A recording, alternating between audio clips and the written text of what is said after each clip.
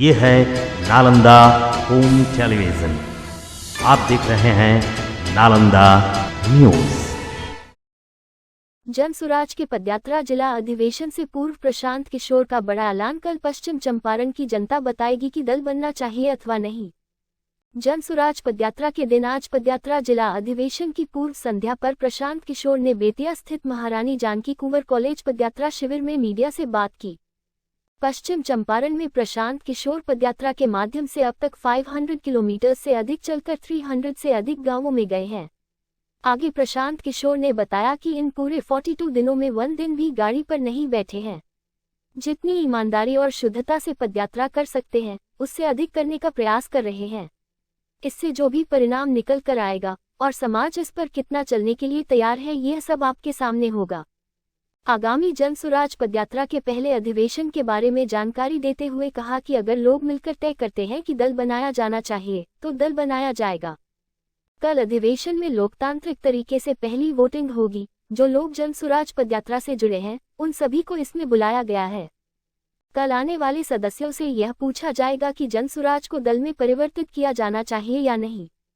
हम कल केवल पश्चिमी चंपारण की जनता से उनके सुझाव लेंगे। ऐसी प्रक्रिया हम पदयात्रा करते हुए सभी जिलों में करेंगे। जब लगभग आधे से ज्यादा राज्य पूरे हो जाएंगे और जब यह सुनिश्चित हो जाएगा कि एक बड़ी संख्या में लोग विकल्प चाहते हैं तब उन सबको राज्य स्तर पर बिठाया जाएगा और यह तय किया जाएगा कि दल बनना है या नहीं। अगर जन सुराज की परिकल्पना भविष्य में दल में परिवर्तित होती है तो 10% टिकट पंचायती राज से जुड़े हुए लोगों को निश्चित तौर पर दिया जाएगा। लालू के जंगलराज के खिलाफ कुछ लोग बीजेपी को वोट देते हैं और भाजपा सत्ता में नहीं आए इसलिए कुछ लोग लालू को वोट देते हैं। प्रशांत किशोर। जन सुराज पदयात्रा शिविर में मीडिया से बात करते हुए प्रशांत किशोर ने बताया कि पूरे बिहार में एक बड़ी संख्या भाजपा को सिर्फ इसलिए वोट कर रहे हैं क्योंकि वह लालू के जंगल राज को वापस देखना नहीं चाहती। दूसरी तरफ एक बड़ी संख्या ऐसी भी है जो लालू जी को इसलिए वोट कर रहा है क्योंकि वह भाजपा को वोट नहीं कर सकता। जनता की इस मजबूरी का दलों के द्वारा फायदा उठाया जा रहा है। आप उदाहरण के तौर पर देख लीजिए, चंपारण में पिछले 30 सालों से भाजपा जीत रही है और फिर भी यहाँ इतनी समस्याओं पर हम बैठकर चर्चा कर रहे हैं। इसलिए हमारा प्रयास है कि जनता इस द्वंद्वात्मकता में न फंसकर एक नया विकल्प बनाया जाए। बिहार में शिक्षा व्यवस्था का ध्वस्त हो जाना नीतीश कुमार की सबसे बड़ी नाकामी। प्रशांत किशोर। बिहार में ध्वस्त शिक्षा व्यवस्था का जिक्र करते हुए प्रशांत किशोर ने कहा, बिहार में शिक्षा व्यवस्था एकदम ध्वस्त है।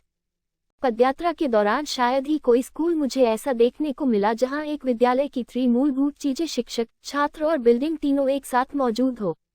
जहां बिल्डिंग और छात्र हैं वहां शिक्षक नहीं है, कहीं बिल्डिंग और शिक्षक है तो छात्र नहीं है। हैरानी तब होती है जब पढ़े लिखे मुख्यमंत्री नीतीश कुमार के 17 साल के शासनकाल में भी शिक्षा की हालत ध्वस्त है। एक लाइन में कहें तो बिहार के स्कूलों में खिचड़ी बन रही है और कॉलेजों में डिग्रियां बन रही हैं। मैं कोई समाज सुधारक नहीं हूं, मेरी भूमिका केवल एक सूत्रधार की। प्रशांत किशोर। जन सुराज अभियान में प्रशांत किशोर की भूमिका के मीडिया के सवालों का जवाब देते हुए प्रशांत किशोर ने कहा कि मैं कोई समाज सुधारक नहीं हूं। हम मिलकर केवल समाज के स्तर पर एक प्रयास कर रहे हैं जिससे एक स्वच्छ राजनीतिक व्यवस्था बनाई जा सके जिसमें मेरी भूमिका केवल एक सूत्रधार की है। इसके साथ ही प्रशांत किशोर ने कहा कि कोई भी व्यक्ति पदयात्रा करके गांधी नहीं बन सकता। जैसे फोर्ड चुनाव जीतकर आप चाणक्य नहीं बन सकते। शताब्दियों में कोई एक गांधी या चाणक्य बनता है, हम लोग केवल उनकी विचारधारा का अनुसरण कर सकते हैं, उनके बताए हुए मार्ग पर चलने का प्रयास कर सकते हैं। देश के 10 अग्रणी राज्यों में शामिल हो विकसित बिहार। प्रशांत किशोर। प्रशांत किशोर ने विकसित बिहार को लेकर अपनी प्राथमिकता साझा करते हुए बताया कि उनका प्रयास है कि देश के 10 अग्रणी राज्यों में बिहार में शामिल होना चाहिए। विकास के ज्यादातर मानकों पर अभी बिहार या स्थान पर है। 50 के दशक में बिहार की गिनती देश के अग्रणी राज्यों में होती थी। उन्होंने आगे कहा कि बिहार के हर पंचायत, गांव और नगर क्षेत्र के स्तर पर योजना बनाई जाए कि हर 10 साल में है वो पंचायत कैसा दिखेगा। 8,500 ग्राम पंचायत और 2000 नगर पंचायत की विकास की योजनाओं का खाका हम तैयार कर रहे हैं। हर पंचायत की समस्याओं को हम संकलित कर रहे हैं ताकि हर पंचायत विकास के मापदंडों पर अग्रणी राज्य में शामिल हो सके। कि जो समाज है, जो लोग हैं, वो इस बात को समझे और इन मुद्दों के आधार पर लोगों का चुनाव करें। अगर आपने जैसा ठीक कहा कि सबको मालूम है कि ये समस्या है, लेकिन आप देखेंगे कि जो जनप्रतिनिधि चुन कर आ रहे हैं वो वही लोग हैं जो 3-3 बार, 4-4 बार, 5-5 बार जीत रहे हैं। तो मैं अपनी पब्लिक मीटिंग्स में भी लोगों को कह रहा हूं, जब मैं गांव में जाता हूं तो ये बताता हूं कि ये जो सारी समस्या है जिसके बारे में आप मुझे अवगत करा रहे हैं, तो ये रहते हुए आप फिर उसी प्रतिनिधि को बार बार वोट क्यों दे रहे हैं? तो लोगों के अपने जवाब है। ज्यादातर लोग यही कहते हैं कि भैया विकल्प नहीं है, इसलिए उन लोगों को वोट दे रहे हैं। क्योंकि आप चंपारण की स्थिति देखिए, आपके जो दोनों एमपी हैं, ये लोग एमपी हैं, इनके पिताजी भी एमपी थे। तो ये लंबे समय तक यही एक ही दल, एक ही पार्टी, एक ही तरह के नेता जीत रहे हैं। आपके ज्यादातर जो विधायक भी हैं, कोई तीसरी बार विधायक है, कोई चौथी बार विधायक है। तो स्वाभाविक तौर पर ये सारी समस्याओं के बावजूद अगर लोग इनको वोट कर रहे हैं तो यही समस्या का जड़ है, जो मैं रोज आपको लोगों को बता रहा हूं कि बिहार में बदहाली का कारण ये है कि जनप्रतिनिधियों के मन से ये डर खत्म हो गया है कि हम अगर काम नहीं करेंगे तो हमको वोट नहीं पड़ेगा। लोगों को मालूम है कि समस्याएं जो हैं वो रहेंगी, लोग गुस्साएंगे, गाली देंगे, लेकिन अंततः जाति के नाम पर, धर्म के नाम पर या विकल्प के अभाव में हम ही को वोट देंगे। ये ऐसे है कि मान लीजिए कोई आपको बता दे कि आप पढ़ाई करें ना करें, आपको एग्जाम में 80% नंबर आएगा, तो आप स्वाभाविक तौर पर उतनी मेहनत से पढ़ाई नहीं करेंगे। लोकतंत्र की मूल में जो बात है कि हर 5 साल में आपको जनता के सामने एक परीक्षा पास करना पड़ता है, जो आपके किए गए कार्य के आधार पर होना चाहिए। यहाँ पर वो हो ही नहीं रहा है। या तो जाति के आधार पर जब वोट पड़ रहा है तो जाति के आधार पर लोग इन समस्याओं को भूलकर जाति के आधार पर वोट कर दे रहे हैं, या धर्म के नाम पर दे रहे हैं। और कुछ ऐसे बहुत बड़ी संख्या ऐसे भी लोगों की है जो इन दोनों से अलग भी हैं, तो वो विकल्प के अभाव में उनको ऐसा लगता है कि कोई विकल्प नहीं है, इसलिए जो उनको बेहतर विकल्प लगता है उसको दे देते हैं। पूरे बिहार में जो बात है वही बात चंपारण में भी है कि एक बड़ी जनसंख्या भाजपा को और एनडीए को इसलिए वोट कर रही है कि वो लालू जी के आतंक राज या जंगल राज को वापस नहीं देखना चाहती है। और बहुत बड़ी संख्या समाज का वर्ग एक ऐसा है जो लालू जी को, लालटेन को इसलिए वोट कर रहा है कि वो भाजपा को वोट नहीं कर सकता है। और इस मजबूरी का दलों के द्वारा फायदा उठाया जा रहा है, क्योंकि उनको ये फ्री का वोट मिल रहा है, उनको कुछ करने की जरूरत ही नहीं है। उनको मालूम है कि जो लालू जी के विरोध शब्द प्रयोग आप हर जगह सुनते हैं, विधायक जी नहीं आते हैं, विधायक जी नहीं कुछ करते हैं, जनप्रतिनिधि कोई मदद नहीं करते, तो सामान्य बातें हर जगह हम लोग सुनते हैं, आपको पता है। शिक्षा व्यवस्था को लेकर जो हम लोग बोलते रहे हैं बिहार के स्तर पर, मुझे लगता है कि एक पढ़े लिखे व्यक्ति के तौर पर नीतीश कुमार जी के नेतृत्व में, उनके शासन काल में बिहार की शिक्षा व्यवस्था का ध्वस्त हो जाना उनकी सबसे बड़ी नाकामी है। इन 40 दिनों में जितने भी विद्यालयों में हम लोग गए, क्योंकि ज़्यादातर विद्यालयों में ही हम लोग रुकते हैं, दिन का भी खाना खाते हैं, तो विद्यालयों के पास ही वो ग्राउंड है जहाँ रुक सकते हैं। मेरा अभी तक का अनुभव रहा है कि इक्के दुक्के स्कूल को छोड़ दें तो शायद ही कोई ऐसा स्कूल है जहाँ बिल्डिंग, टीचर और बच्चों का समायोजन हो। मतलब जहाँ बिल्डिंग है वहाँ शिक्षक नहीं है, जहाँ शिक्षक है वहाँ बिल्डिंग है, जहाँ दोनों है वहाँ लड़के ही नहीं है। और विद्यालयों की जो पहचान है वो खिचड़ी बांटने के सेंटर के तौर पे, और कॉलेज की पहचान डिग्री बांटने की पहचान है उनकी कि भाई वहाँ डिग्री मिलता है। जैसे जिस कॉलेज के प्रांगण में हम लोग बैठे हैं, यहाँ 15,000 बच्चे पढ़ते हैं। आज भी मेरे पास तीनों यहाँ कॉलेज जो है जिले के तीनों जगह के लड़के आए थे। उन्होंने बताया कि हम लोग एडमिशन के टाइम पर आते हैं, एडमिट कार्ड लेने आते हैं और फिर परीक्षा देने आते हैं, डिग्री मिल गई। तो मैं एक शब्द में अगर कहूँ तो जो बिहार के शिक्षा व्यवस्था के बारे में जो चीज़ मैं चंपारण में देख पाया हूँ कि स्कूलों में खिचड़ी बट रही है, कॉलेजेस से डिग्री बट रही है, पढ़ाई कहीं दोनों में कहीं नहीं हो रहा है। ये मोटे तौर पे शिक्षा व्यवस्था को लेकर इतना ही कहा जा रहा है। इस विद्यालय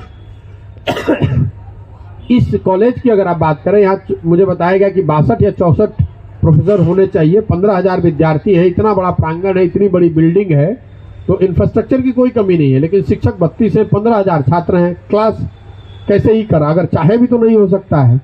तो ये स्थिति कमोवेश हर जगह है। उद्योग धंधे को लेकर चीनी उद्योग नहीं चल रहा है, ये बात तो आपको पहले से पता है, उसके लिए कोई पदयात्रा करने की जरूरत नहीं है। वो लोग हर जगह बताते हैं कि जो चीनी मिल यहाँ पर बहुत बड़ी संख्या में पहले थे, उसके दिशा में कोई सुझाव नहीं हुआ है। नेतागण आते रहे, उन्होंने सुझाव दिए, उन्होंने वादे किए, लेकिन वो हुआ नहीं है। चिकित्सा को लेकर, स्वास्थ्य को लेकर जो बात मेरी समझ में आई कि चंपारण में, पश्चिम चंपारण में स्वास्थ्य व्यवस्थाओं को लेकर लोग ज्यादातर यूपी की सेवाओं पर डिपेंडेंट हैं। आप लोगों को भी ज्यादा जानकारी होगी सामान्य चिकित्सकीय सलाह मशवरे को अगर छोड़ दें, तो अगर कोई सीरियस बीमारी आपको हो गई तो आप बेतिया में या पटना ना जाकर, आप में से ज़्यादातर लोग कुशीनगर, पडरौना, गोरखपुर जाते हैं और यहाँ से जाने में लोगों को 5,000 से 12,000 रुपये तक एम्बुलेंस का या सरकार जो गाड़ी वो लेकर जाते हैं ये पैसा खर्च करते हैं। लेकिन ज़्यादातर लोग यही बताया कि भैया हम लोग यूपी ही जाते हैं। आप भाई ये तो अब मानना कैसे, ये तो आप देख रहे हैं, हम कोई समाज सुधारक नहीं है। हम एक समाज के स्तर पर प्रयास कर रहे हैं ताकि लोकतंत्र, जो हम लोग के देश में लोकतंत्र है, उसमें एक स्वच्छ राजनीतिक व्यवस्था बनाई जा सके। स्वच्छ राजनीतिक व्यवस्था बनाने के लिए समाज की मेरी नज़र में बड़ी भूमिका है। जब तक समाज को जगाया नहीं जाएगा, समाज से सही लोगों को साथ में नहीं लेकर एक व्यवस्था बनाई जाएगी, तब तक एक आप स्वच्छ राजनीतिक व्यवस्था नहीं बना सकते हैं। इसीलिए मैं शुरू से कह रहा हूं कि ये दल बनाने का अभियान नहीं है, ये अभियान है एक नई व्यवस्था बनाने का, जिसमें समाज के लोगों के, समाज के प्रयास से, समाज के अनुभवों से उनको साथ में लाकर एक नई राजनीतिक व्यवस्था बनाई जाए। अगर विकल्प नहीं है तो प्रशांत किशोर दल बना लेंगे तो विकल्प नहीं होगा। विकल्प तब होगा जब बिहार के लोग, समाज के लोग, सही लोग मिलकर आए और विकल्प बनाए, तो वो सशक्त विकल्प होगा। मेरी भूमिका इस अभियान की, या इस सो कॉल्ड, जिसको आप कई लोग, आप लोग दल भी कह रहे हैं, इस सामाजिक राजनीतिक प्रयास के नेता के तौर पर नहीं है। मेरी भूमिका सूत्रधार की है। मेरी भूमिका है कि इस काम को किया जाए, समाज को ये बताया जाए, उनको इस बात को के लिए समझाया जाए कि अगर बिहार में तरक्की चाहते हैं, बिहार की स्थिति बेहतर बनाना चाहते हैं, अगर आप अपना और अपने बच्चों का भविष्य बेहतर बनाना चाहते हैं, तो कोई एक व्यक्ति, एक दल आकर इसको ठीक नहीं कर सकता है। आपको, हमको मिलकर प्रयास करना पड़ेगा। अगर आप और हम मिलकर प्रयास नहीं करेंगे, इन जाति, धर्म और विकल्प के अभाव की बात को छोड़कर ऊपर उठकर वोट नहीं करेंगे, तो बिहार सुधरने वाला नहीं है। ये बात ही बताने का पूरा अभियान है, उसी तहत लगे हुए हैं। आप कहीं मत जाइएगा, हम मिलते हैं छोटी सी अंतराल के बाद।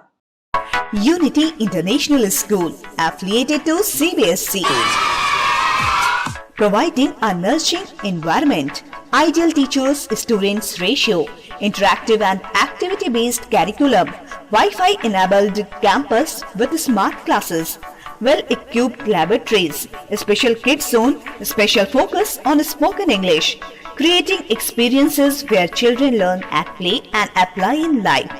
क्लास नर्सरी से क्लास 12 तक एक अंग्रेजी माध्यम सह शिक्षा विद्यालय। जी हाँ, आपका अपना यूनिटी इंटरनेशनल स्कूल। हमारी विशेषताएं: एक स्वच्छ एवं पोषित वातावरण, बच्चों को कुशल शिक्षकों का सानिध्य, आदर्श शिक्षक विद्यार्थी अनुपात, पारस्परिक एवं क्रियाकलाप पर आधारित पाठ्यक्रम, छोटे बच्चों के लिए विशेष सुविधा, अंग्रेजी वार्तालाप पर विशेष ध्यान, आधुनिक उपकरणों से लैस विज्ञान एवं कंप्यूटर प्रयोगशाला। ऐसा अनुभव देना जहां बच्चे खेल खेल में सीखें और उसे जीवन में लागू करें। हमारे बच्चों के लिए असीमित अवसरों को बनाना। इस विद्यालय में हर वर्ग में 40 बच्चों का ही नामांकन होगा, इसलिए जल्दी से नामांकन कराएं। यह विद्यालय CBSE से +2 तक मान्यता प्राप्त है। इसमें इस वर्ष सत्र 2022-23 के लिए 11th यानी 11वीं कक्षा में बच्चों का नामांकन किया जा रहा है। इस वर्ष 11वीं कक्षा में साइंस और कॉमर्स में एडमिशन होना है। अतः इच्छुक छात्र छात्राएं यथाशीघ्र अपना नामांकन करवाकर अपना सीट सुरक्षित कर लें, क्योंकि सीमित स्थान के लिए, लिमिटेड सीट के लिए नामांकन प्रक्रिया चल रही है। यहाँ साइंस और कॉमर्स की नियमित पढ़ाई भी होगी, उत्तम पढ़ाई होगी और उत्तम विधि व्यवस्था है। साथ ही साथ यहाँ के फैकल्टी PGT काफ़ी एक्सपीरियंस्ड और नॉलेजेबल हैं। अतः बच्चे यहाँ एडमिशन करवाने के बाद अपना भविष्य महफूज समझें। मेरा सभी बच्चों से आग्रह होगा कि यथाशीघ्र अपना नामांकन करवाएं और अपना भविष्य को एक उड़ान दें। धन्यवाद। Unity International School, Kanchanpur, Bihar Sharif, Nalanda. Unity International School, Kanchanpur, Bihar Sharif, Nalanda. तो याद रखें हमारा मोबाइल नंबर 9934010046, 9934015066। अंतराल के बाद नालंदा न्यूज में पुनः आपका स्वागत है। ये है नालंदा होम टेलीविजन। आप देख रहे हैं नालंदा न्यूज।